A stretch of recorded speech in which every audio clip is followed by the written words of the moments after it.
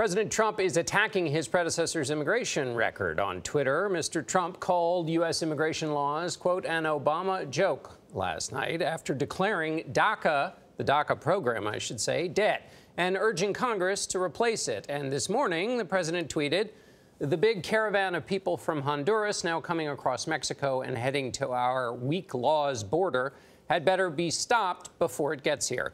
He was apparently referring to groups of Central American migrants seen in southern Mexico moving north. These caravans have taken place for several years and usually end in Mexico. Nancy Cordes is on Capitol Hill. Nancy, are we seeing any movement on immigration legislation in Congress at the moment? We have seen absolutely no movement, John, since a series of bipartisan proposals on DACA failed to get the requisite 60 votes back in February in the Senate. And back then, there was a lot of confusion among Republicans over what exactly President Trump would support. That confusion lingers, although at least one Republican, Marco Rubio of Florida, said yesterday he still believes that President Trump would back a pathway to citizenship for these so-called dreamers if it was paired with enough funding for a new border wall. The White House, however, signaled yesterday it's moving in a different direction when it comes to immigration, telling reporters that it is currently working with the Department of Homeland Security to draft new legislation that will make it tougher to apply for asylum, that will eliminate protections for certain children so that they can be removed quickly from the country once they arrive, and that will allow detention of families for longer periods while they await decisions from immigration authorities.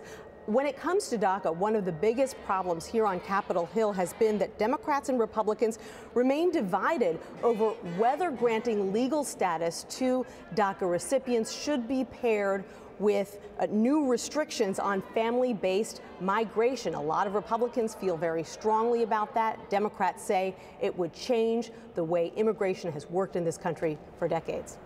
So while all of that is going on, or not going on, as the case may be, Nancy, in February, a second lower court blocked the federal government from ending the DACA program. So what's the impact of that? Well, on one hand, it's good news for DACA recipients because those protections that they've been receiving stay in place past the deadline that the Trump administration wanted to set to remove the entire program last month.